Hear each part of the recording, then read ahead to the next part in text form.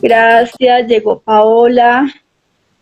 Mucho gusto en verlos otra vez. Sí, la verdad es que sí. Ya van formando algunas personas.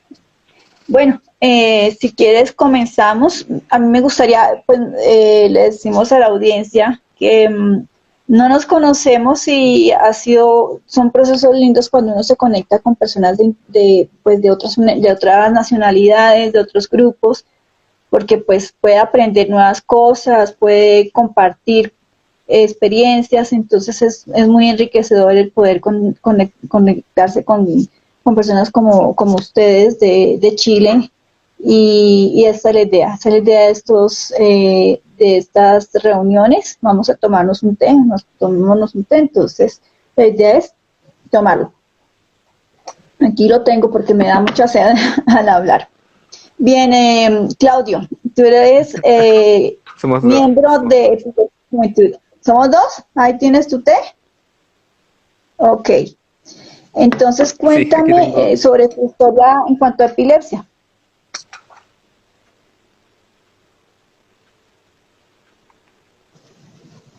Disculpe, ahí Cuéntame no. si nos cuentas por favor tu historia o cómo ha sido tu proceso con la epilepsia. Ya, bueno, partir por poder presentarme. Mi nombre es Claudio Torres, miembro de Epilepsia y Juventud y estudiante de Derecho de la Universidad San Sebastián, sede Santiago, ya en cuarto año de facultad. ¿Qué más? Soy técnico en Administración de Empresas, así que ya tengo un título. Y bueno, básicamente oficial de reserva en estado inactivo del Ejército de Chile y básicamente ese soy yo. A Vaya, ver, sé mi que es relación... universitario. Sí, universitario actualmente. Bueno, sí se puede decir Ok. porque con la cuarentena estamos desde las casas haciendo todo por los computadores, así que no he pisado la universidad este año en realidad. Pero sí, Ah, ya ok. llevo 4 años en universidad, así que soy universitario en todo el sentido. Ah, qué chévere. Me alegro mucho. Aquí saluda Noemí Canales, está Juan Vega, Paola, bueno, ya hay gente aquí, así que les agradezco No, su participación. Bueno, sí, Claudio, entonces ahora sí cuéntanos cuándo comenzó tu epilepsia, cómo fue y cómo ha sido, digamos, el aceptar esta condición y salir adelante. bueno, en mi caso por lo menos fue desde siempre. Tengo retorno, no sé si... Sí, sí Ya, estamos escuchando. ya. En mi caso, como le decía, desde siempre en mi caso ha sido genético por el lado de mi padre, así que nunca fue desconocido para mí el tener la condición de epilepsia. Sí se me diagnosticó como tal a los 8 o 9 años, pero desde siempre, desde el año ya tenía crisis y eran visibles por mi familia. Siempre supimos que era así también porque ya teníamos el antecedente previo en mi familia paterna, de varios casos por lo demás. Así que nunca fue desconocido para mí. Me crié bajo el contexto de que tenía que cuidarme, me crié bajo las normas de cómo hacerlo, de autocuidado, no dormirme muy tarde, no ver televisión muchas horas en el día, cosas así. Ya diagnosticado, pasé a tomar control por medicamentos, controles periódicos y bastante controlado en realidad. Nunca tuve grandes ataques de crisis ni nada parecido. Se me pudo dar una vida bastante normal, por decirlo así, una vida común y corriente, lo que se pedía de cualquier joven de mi edad. No tuve mayores dificultades, pude practicar deportes sin ningún problema a nivel de competición. Los estudios Mm, me fue muy bien también, nunca tuve problemas para convalidarlo con mi epilepsia. Y bueno, inclusive posteriormente pasé a servicio militar, estuve en el ejército. Nunca tuve ningún problema tampoco ahí, nunca sufrí de crisis ahí. Así que bastante controlado en realidad. He podido hacer una vida normal, por decirlo así, sin ninguna dificultad. Nunca me he visto, por llamarlo de una manera, menoscabado en mis decisiones. He podido hacer una vida bastante tranquila en ese sentido. ¿Hasta qué edad tomé los fármacos? Veo que me pregunta ahí Noemí. sí. Debió haber sido hasta los 10 años, más no. de ahí en adelante ya no fue necesario tener control por medicamento, aunque sí fue necesario hacerme controles yo. Pero más allá de medicamentos, después de los 10 quizás los 11 años ya no fueron necesarios. Sí, vitaminas, hasta hace muchos, muchos años después, todavía tomé vitaminas como hasta el 2015, pero nada de fármacos como tal. Ese fue por lo menos Ya, mi aquí caso. ok, pero mira que yo nunca había escuchado a alguien de la parte genética, o sea, que ese fuese el origen. Sí. Es decir, por el hecho de que sabían cómo iba a darse durante la infancia, de pronto fue Mm. más fácil el manejo que que le dio la familia y que tú tuviste en ese transcurso digamos, de la infancia. Sí, básicamente, tal como lo dice, ya tenían claro cuál era la condición desde el primer momento porque ya era genético. Es muy raro que sea genético, eso es verdad. Hay una predilección, no es que sea algo constante. De hecho, tengo dos hermanos menores que yo.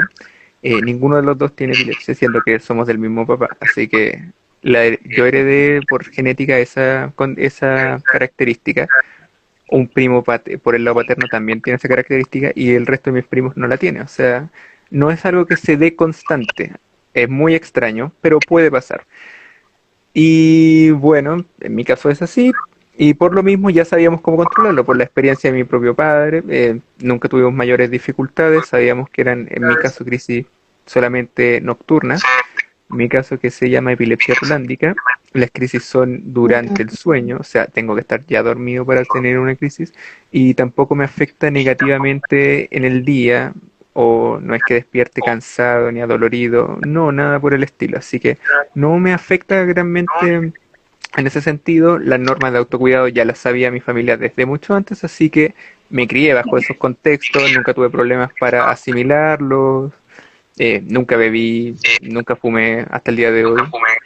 Así que tuve facilidad para aceptar esas cosas porque ya las traía intrínsecas por mi propia crianza. Entonces, nunca tuve la complejidad de ver la situación o verme con un estilo de vida cambiado de la noche a la mañana. No, para nada. O sea, sí, se me diagnosticó a los 8 o 9, pero eso no significa que no la tuviera la condición desde antes. La tengo desde el primer día y más asumida no puede estar, por decirlo así.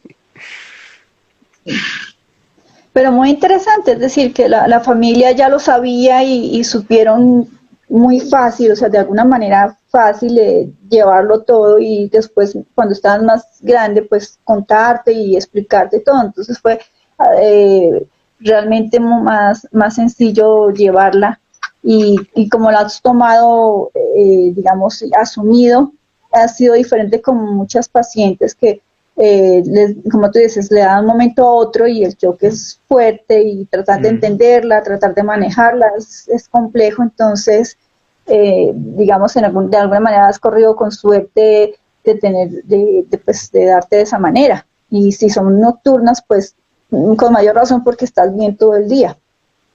Sí, en efecto, yo diría que soy afortunado, soy muy agradecido a la vida, de hecho, por poder ser así, porque me dio ciertas ventajas. Tal como usted lo dice, no me había afectado en mi desarrollo y hasta el día de hoy, de hecho, no me afecta en gran medida en mi vida diaria. O sea, he podido hacer una vida completamente activa, desarrollándome en lo profesional, en lo laboral, eh, en lo personal, en lo deportivo, en lo familiar. Nunca he tenido problemas mayores, así que sí, yo encuentro que para mí fue una ventaja, una bendición.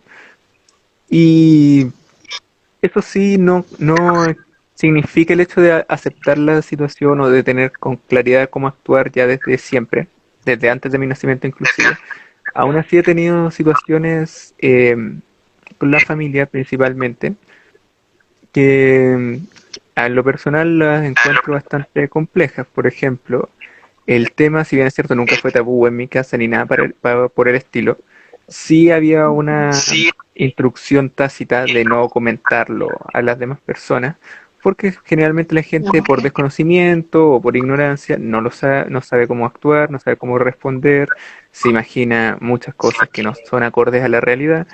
Y bueno, cuando era más pequeños, claro, la idea era que no tuviera que pasar por explicarle a una persona una y otra vez cuál era mi condición.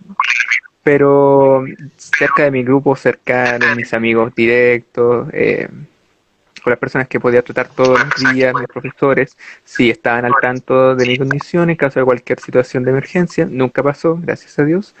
Pero sí, efectivamente se podría decir que muchas personas de mi círculo lo sabían, lo saben hasta hoy en día. Mis amigos de la facultad tienen más que claro cuál es mi condición.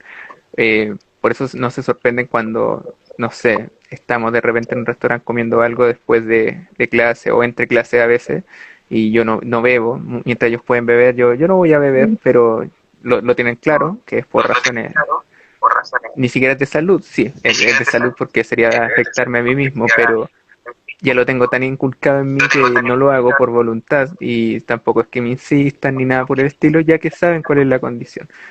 Pero de todos modos yo creo que no es algo que lo cuento a los cuatro vientos, no me voy a presentar con alguien y decirle por X razón tengo epilepsia. No, pero sí, con el paso del tiempo, si sale la conversación por X razón, sí lo voy a decir sin ningún problema, porque en lo personal no me afecta mayormente y creo también que es bueno enseñarle a las demás personas para romper un poco los prejuicios, los estigmas, que sí son muy grandes.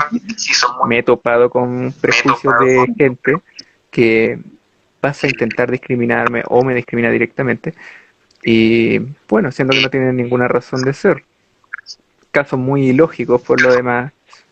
Me ha tocado encontrarme con personas que debiendo entender lo que es la condición de epilepsia, no solamente no lo saben, sino que no saben cómo reaccionar en emergencia. Un paramédico que no sabe reaccionar ante una crisis, me tocó verlo una vez y fue increíble. O sea, terminé haciendo yo la pega que tenía que hacer el equipo médico de ambulancia, pero son detalles. Uy, tremendo. Es decir, has podido, digamos, mostrar otra faceta de la condición, porque pues siempre has estado bien, no han tenido que Claro. auxiliarte y has terminado auxiliando a otra persona y mostrando cómo se Sí, debe hacer unos primeros auxilios, cosa que pues no está, por ejemplo, establecido en las enseñanzas que deben darse a los primeros auxilios, a los profesionales de esa área para atender lo que son las crisis de convulsivas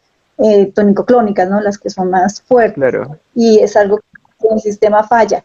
Pero muy interesante que pues seas testimonio de esta situación y pues a pesar de las situaciones que se le ha presentado de estigmas. Pero ¿qué otra cosa al respecto de eso? Sobre el estigma, a ver, por ejemplo, un caso muy reciente porque lo vivo a diario en mi propia facultad, siendo que es una universidad con facultad de medicina. Tenemos el problema, por lo menos yo y otros compañeros que también tienen la misma condición de epilepsia, en sus distintos tipos o distintas crisis, pero la tienen, no nos dejan usar el gimnasio por X razón, criterio completamente arbitrario, porque a mí no me afectaría en nada. Soy esgrimista, participé durante años en la Federación Nacional de Esgrimistas de Chile, representando a mi club, siendo medallero. No tendría sentido que no pudiera hacer el gimnasio, considerando que pasé por el ejército antes de llegar a la universidad. Si no me moría ahí, no me voy a morir en la elíptica por estar media hora, pero aún así no se nos permite entrar, siendo que es una universidad con facultad de medicina. Me parece bastante ilógico. En lo personal me parece ya una falta de criterio arbitraria, no encuentro otra palabra. Pero es un estigma que existe en la población hasta el día de hoy. Hay que cambiarlo. Yo creo que es necesario a través de informar a la población, calificar la epilepsia como una necesidad de sanidad pública, que es muy necesario. No sé cuál será su estado en Colombia, pero al menos en Chile no existe ley alguna referida al tema. El Ministerio de Salud tiene 4 o 5 menciones en su historia sobre el tema, nada más. Y Nada más. bueno, prácticamente en Chile vendría siendo un mito, es como tener epilepsia es como ser leproso en la Edad Media. La gente Ok. tiene una imagen completamente suelta. Sí. Wow. Wow, porque sabes que lo que es Latinoamérica estamos en un proceso de cambio y de dar a conocer bien la condición. En Colombia tenemos la fortuna de tener una ley, que es la 1414 del 2010, que pues Sí. ya la existe, pero en la práctica es muy difícil que la gente, digamos, la conozca o se aplique como tal. Pero pues ya contamos con esta ley, sin embargo, pues eso es papel y depende de nosotros las personas con epilepsia funcional y las familias, exigir y poner en práctica la ley, ¿no? Hacer que se cumpla. Entonces, pues aquí tenemos ese proceso. Y bueno, te voy a preguntar sobre cómo llegaste a la organización de Epilepsia y Juventud. Y aquí preguntan algo, espera, están Sí, me preguntando. están preguntando. De hecho, Ah, saludo a sí, Miquela Noemí. que se unió y Noemí que está preguntando también. Saludo para mis compañeras y Sí, mis sí, que solo connacionales. tienen ajá, tus compañeros, que solamente tienen como una fundación, ¿cierto? A Y ver, no más, pero pues la idea es, en Chile sí, sí. por su idiosincrasia nacional, siempre ha sido un país donde las personas se suelen organizar por sí mismas. El Estado, si bien es cierto, en Chile tiene una gran preponderancia, creo que mayor a incluso a la preponderancia que tiene el Estado en Colombia, en muchos otros países de la región. Quizás no como al nivel de Argentina o Venezuela o Brasil, que el Estado es mucho más grande, pero en promedio, en el resto de Latinoamérica, sí, el Estado chileno es muy, muy potente. De hecho, en materia de salud, equivale a más del 70%. El Estado es gigantesco en ese sentido. Pero existen de todos modos una segunda rama de salud que viene siendo la salud privada, que opera con total independencia a los designios del Estado en Chile. En el área de salud pública, sobre el tema de epilepsia, no hay nada en específico. Es una condición normal, vista por los sistemas de salud, pero no tienen profesionales preparados, especializados en el área, ni tampoco hay un lugar específico al que ir en el sistema de salud pública. Por el área de la salud privada existe, claro, varias instituciones distintas, no son varias, pero son más de una, a eso me refiero, siendo la más grande la Liga Chilena contra la Epilepsia, pero también está Clínica Las Condes, que es especializada más o menos en el área de epilepsia y trabaja muy cercanamente. También la clínica alemana en menor medida, por ejemplo, y la clínica alemana de Concepción, si no me equivoco, si no me falla la memoria, también está un poco involucrada en el tema. En mi caso pertenezco a la Liga Chilena contra la Epilepsia por una solicitud para participar en una mesa de la juventud que me llegó el año 2019. Me llegó Ujú. a la universidad, ya que conocía mi caso, llegué, o sea, lo acepté sin ningún problema, encantado. Participamos en la mesa junto a otros miembros, también jóvenes, algunos estudiantes, algunos no, y básicamente empezamos a decir, bueno, tenemos este problema, tenemos que cambiar la situación del estigma porque es lo que más nos afecta a la mayoría. No todos tienen las facilidades que tenemos nosotros, que siendo sí, tenemos crisis como toda persona con esta condición, podemos estar por lo menos activamente. Así que nos dimos cuenta de que teníamos historias similares, habíamos sufrido discriminación en distintos momentos, todos, en nuestros distintos estratos sociales, y decidimos irnos por ese lado. Así que empezamos a organizarnos ya en forma similar a un grupo más interna a nosotros, los jóvenes como tal, con el auspicio de la mesa, pero aún así en forma casi independiente.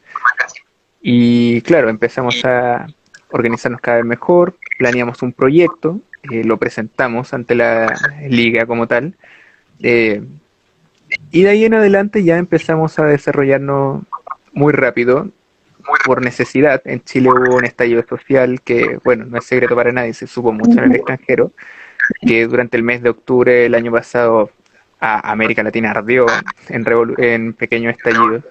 Bueno, Chile tuvo el primero y también el más fuerte, lo que impidió Sí, sí. realizar cualquier actividad presencial de las que habíamos planeado, porque sí, las intentamos realizar, se planearon, pero la situación del país lo volvía imposible. Habían toques de queda, militares en las calles, no era el momento, no podíamos arriesgar tampoco la integridad de las personas, así que tomamos la opción de continuar por el área digital.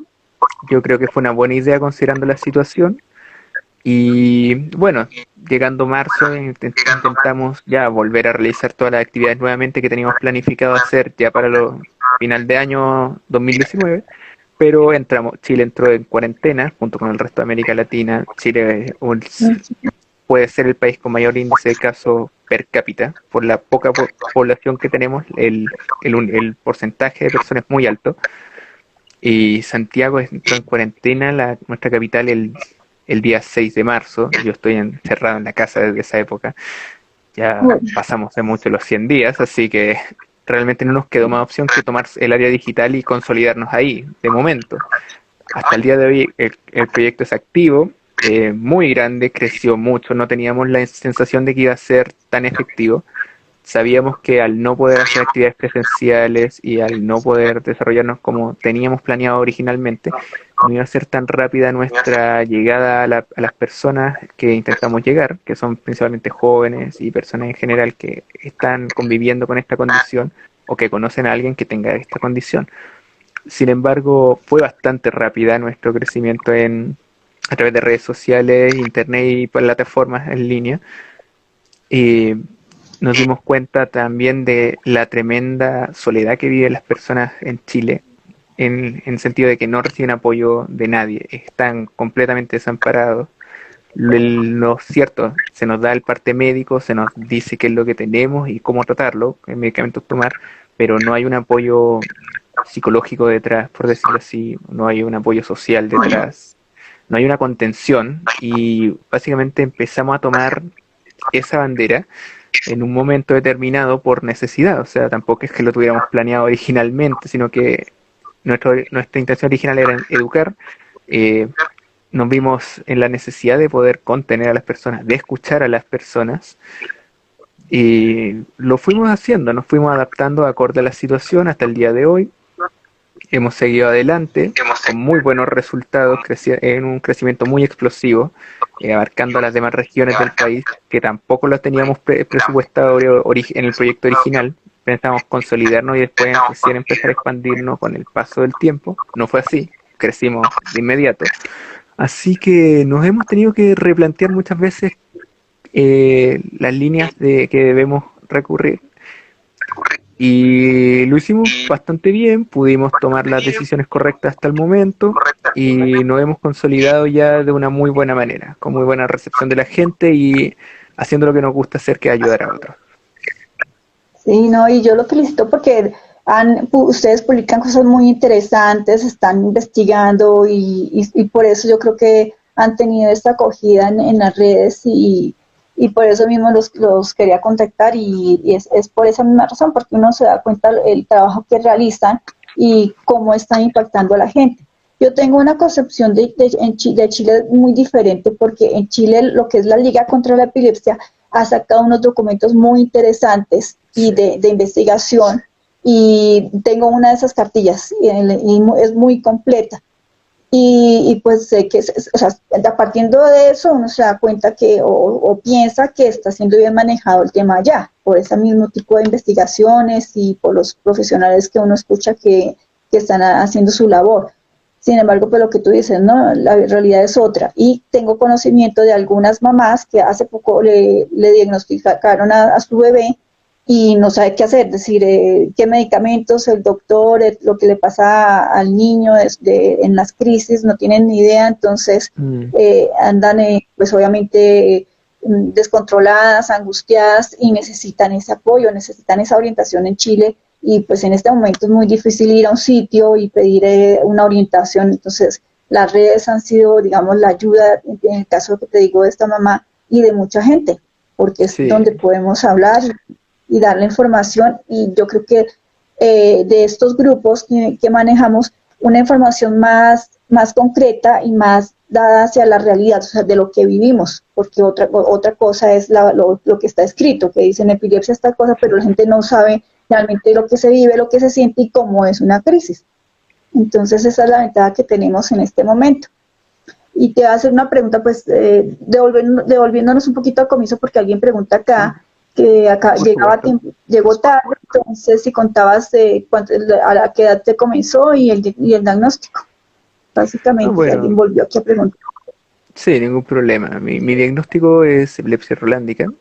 En mi caso es genético, por el lado de mi padre, así que la tengo desde el día en que nací, ni siquiera una cosa que haya comenzado, probablemente la tengo desde siempre y por lo mismo más asumido no puede estar. O sea, me crié bajo el contexto de tener normas de autocuidado propias, de cuidarme a mí mismo, eh, dormir más horas de las que dormiría la mayoría o dormir las horas necesarias para tener una buena salud, por decirlo así. No ver televisión muchas horas cuando era más joven, no pasar en consolas de videojuegos todo el día cuando era más joven, sino que también con horarios muy restringidos, cosa que no hace la mayoría de los niños por lo demás. Ujú. Eh, ya más grande, en la adolescencia, no beber, no fumar, nunca lo hago, nunca lo he hecho en realidad, así que ya eso es por una cosa de que tengo el autocuidado inculcado. Me crié bajo una condición que para mí nunca fue un secreto, si bien cierto se me diagnosticó a los 8 o 9 años, era muy claro desde siempre que la tenía heredada, porque mi padre también tiene la misma condición, entonces nunca hubo una situación de desconocimiento de cómo tratarme o de cómo cuidarme, ya lo tenía con claridad desde el momento en que se me había diagnosticado y mucho antes también. Sí, ok. Y bueno, Claudia, Claudia, ¿y cómo decir, cómo es el tipo de crisis de tu papá? O sea, es diferente, ¿qué tipo de crisis tiene él y cómo la ha manejado? bueno, en ambos casos, tanto en él como en mi caso particular, son generalizadas porque son Ujú. convulsivas en todo el cuerpo, pero no son tan fuertes como una crisis, no sé, generalizada que puede ser en caso de otros tipos de epilepsia. No, es como, siempre se nos ha describido como si tuviéramos terciana, por decirlo así, cuando uno está con fiebre y siente el cuerpo empieza a tener temblores, es algo parecido. La duración no es de más de 2 o 3 minutos por lo general, y uno que otro pequeño ruido gutural que generamos, pero más que eso no. En ninguno de los dos casos nos afecta de día, son solamente nocturnas mientras estamos durmiendo. Y tampoco es común, no es que todas las noches tengamos crisis, nada por el estilo. Influye, por supuesto, el nivel de estrés que tengamos o la cantidad de horas de sueño que hayamos tenido en una acumulación hasta ahora, pero no nos afecta mayormente en realizar nuestro estilo de vida diario, siempre que seamos responsables. Y bueno, me crié con responsabilidad porque tenía que hacerlo, así que no me afecta mayormente, no me impidió desarrollarme y en ningún sentido de la vida, o sea, he vivido una vida muy plena, he hecho lo que he querido hacer siempre, he pasado cosas que muchas personas sin ningún tipo de condición no han hecho. Y la verdad es que bastante feliz, no me arrepiento de la gran mayoría de las cosas que hago y disfrutando la mayor parte de mi tiempo siempre, a pesar de que es cierto, muy poco tiempo el que tengo por mis estudios y lo demás, pero siempre viviendo bastante bien y ayudando a otros, que es lo Ah, más importante. Me ha dado esa facilidad de en un ya 2 o 3 casos tener que ayudar a otras personas con crisis en vía pública, eh, porque nadie más sabe qué hacer en ese momento. Eso es básicamente lo que se puede decir. ok, no, pues te felicito nuevamente por ese trabajo que realizan y yo creo que pues con lo que haces y con lo que hacen como organización, yo creo que van a avanzar mucho, han avanzado y van a avanzar mucho porque visibilizan más en la epilepsia a nivel de Chile, obviamente, y a nivel Mm.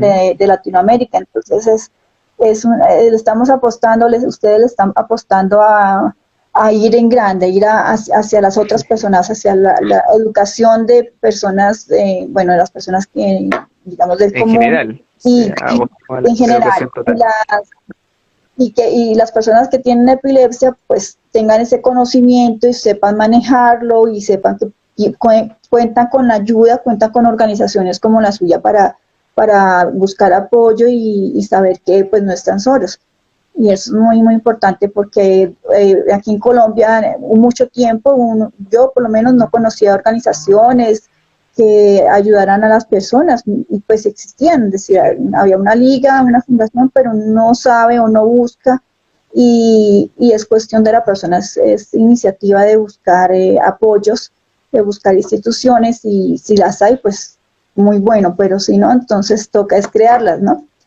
Por Ah, sí, acá pregunta.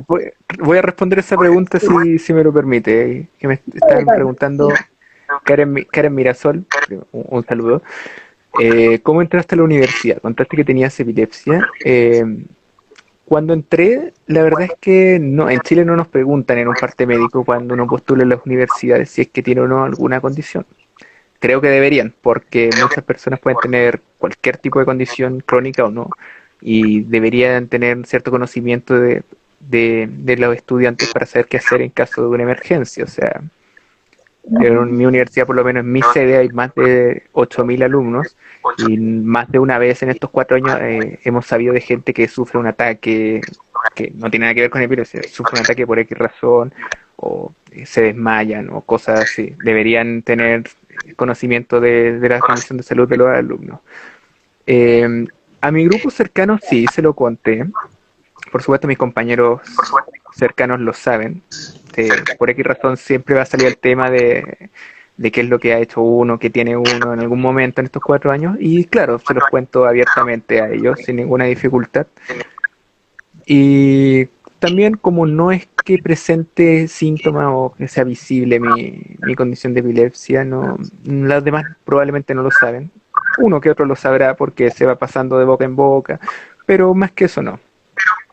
Sí, donde era No. más sabido, claro, era el tema de familia, que es algo más que claro, o en la escuela, en mi colegio, cuando estudiaba ahí sí tenía que contarlo con mucha más regularidad, porque en ese caso sí nos pedían control de salud, al menos en el caso de mi liceo. Y bueno, ahí era claro por razones de que no era el único en la sala que tenía epilepsia, pero el otro chico sí lo mantenía en secreto y sufría crisis y no se cuidaba porque precisamente quería seguir manteniendo el secreto en todo momento, lo cual era terrible y le afectaba mucho. Desconozco si ahora estará mejor o no, pero espero que se trate de buena manera, que esté con un tratamiento más efectivo porque tapar el sol con un dedo no es la solución. Y al final del día todo el mundo sabía que de todos modos tenía algo, no necesariamente epilepsia porque no lo decía, pero cuando uno sufre una crisis generalizada, tónico-clónica, es muy visible y siendo una escuela con niños, con personas que son jóvenes, en desarrollo, en adolescencia, yo creo que puede ser que la necesidad de encajar dentro del colectivo, del grupo, le haga mantener a los jóvenes en el secreto, pero es una pésima medida porque al final del día van a haber fiestas que son muy clásicas de la juventud, va a haber alcohol, va a haber sí, tabaco y demás, y ocultarlo lo va a llevar a aceptar ese tipo de cosas, a beber, a fumar, que le va a afectar aún más al final del día. No es una buena medida, pero tampoco puede hacer más por ello, más que decirle en un par de veces, sí, oye, trátate, ve a control médico, no, no te vayas de juerga 4 días seguidos porque te va a hacer mal, pero al final del día no podía hacer más tampoco, más que eso. Ah, ok. Pero mira que es bien importante que se dé a conocer y aquí hay harta gente de Chile. Pues Sí, un saludo a está Antofagasta, que ahí Karen, los veo. también es Karen de Chile, Mirasol. de Sí, Antofagasta.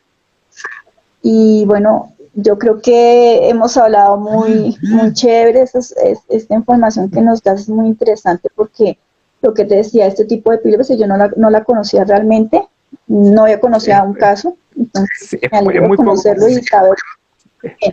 Sí, es que es muy raro. Sí, Y pues por conversar y darnos estos consejos, porque sé que a lo largo de lo que dijiste son los consejos que uno debe tomar, ¿no? El medicamento y no fumar, no beber, ese tipo de cosas hay que tenerlas en cuenta y más cuando es una persona joven, los adolescentes que deben tener en cuenta todos esos criterios para llevar una vida normal, ¿no? Y poder salir adelante. claro, la verdad es que sí. Bueno, entonces aquí agradecemos a todas las personas que han asistido, han estado gente de Chile, algunos de Colombia, y está Harold, un amigo, también está por acá. Así que pues yo creo que ya vamos terminando nuestro té,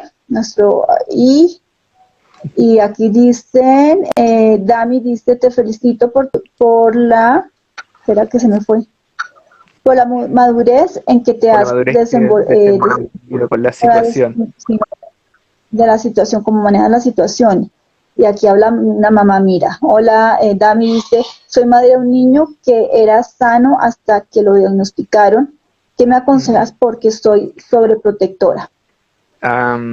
Bueno, por el lado materno soy hijo único, así que entiendo su situación porque mi mamá también es muy sobreprotectora en ese sentido.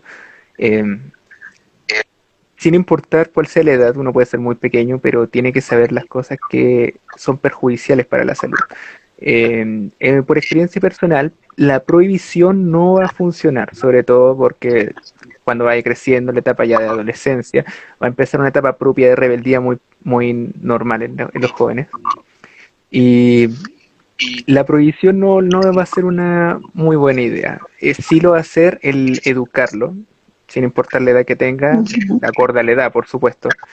Explicarle qué cosas le van a ser perjudiciales para su salud, qué cosas puede hacer pero de manera medida, qué cosas no puede hacer por razones de su salud y qué cosas sí puede hacer y explotar las cosas que puede realizar y aprender a convivir con la condición. En mi caso, cosa que debía hacer era el deporte, así que fue el área por el que me enrielé.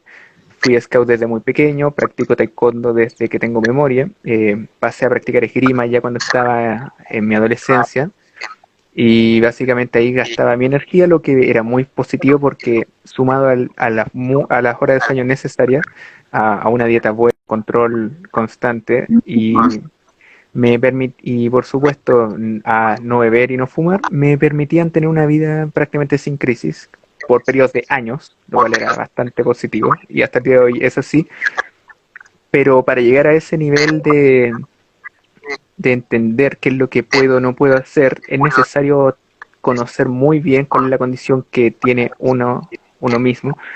Y por eso yo creo que la prohibición no va a ser el camino. Sí le diría que le explique con detención, y no una vez, sino que sea constante en eso, por qué no puede hacer esto, por qué sí puede hacer esto otro, por qué dormir las horas suficientes es positivo. Y por supuesto, no sé cuál será el tipo de epilepsia que tenga, pero si tiene problemas fotosensibles, ¿por qué no debe ver la televisión más de X cantidad de horas al día? ¿O por qué no tiene que estresarse tanto con algunas situaciones? El mismo estudio puede generar mucho estrés en algunos periodos, que son principalmente cuando se acercan las pruebas finales del año. ¿Por qué es necesario que haga una pausa en algún momento, que tome un descanso? El deporte es positivo porque nos ayuda a botar estrés, que es una condición clásica de alguien que tiene epilepsia. O sea, generamos estrés naturalmente, generamos ansiedad en muchos casos, como es el mío. Eh, ¿Qué cosas podemos hacer? ¿Por qué en algunos casos no va a poder nadar? ¿Por qué en otros casos sí va a poder nadar? Y básicamente eso es cuando se aprende, uno mismo va tomando conciencia de lo que logra, de lo que está dentro de sus capacidades, de lo que se puede y no hacer. Y al final, con un buen autocuidado permanente por periodo de años, que eso es meramente responsabilidad, va a ser responsabilidad del hijo o de la hija, no necesariamente de la madre, eh, se va a dar cuenta que con el paso del tiempo que va a ser la mejor medida, porque va a poder comprender su hijo que qué es lo que necesita para tener un muy buen estilo de vida, uno muy sano por lo demás. eh, y al final puede que tenga epilepsia, pero no sé, soy más sano que la gran mayoría de mis compañeros que no lo tienen, en todos los sentidos. Claro, Y por lo que créame te cuidas. que es muy claro, es básicamente por el autocuidado solamente. Es mucho mejor que sea a través de la educación y la comprensión que sea a través de las prohibiciones. Ese sería mi consejo. Sí. Ok, muchas gracias por ese consejo. Yo creo que va a servir mucho a esta mamá y ojalá muchas mamás que puedan escuchar este audio. Te agradezco mucho, Claudio, por asistir, por responder a la invitación y Y por por supuesto, comentarnos sobre tu cuando vida y este testimonio que es muy lindo porque pues te has mantenido sano, saludable, entonces es muy, muy chévere y te felicito, como por ahí dijeron, ¿no? Que has tomado con mucha madurez el tema y eso es muy importante. Y pues ya finalizamos nuestro té, los esperamos la próxima y muchas gracias a todos por su asistencia. Gracias, Claudio, que te Muchas vaya gracias a muy usted bien y estamos también. en contacto. Bueno, buena tarde, gracias a todos. Ok.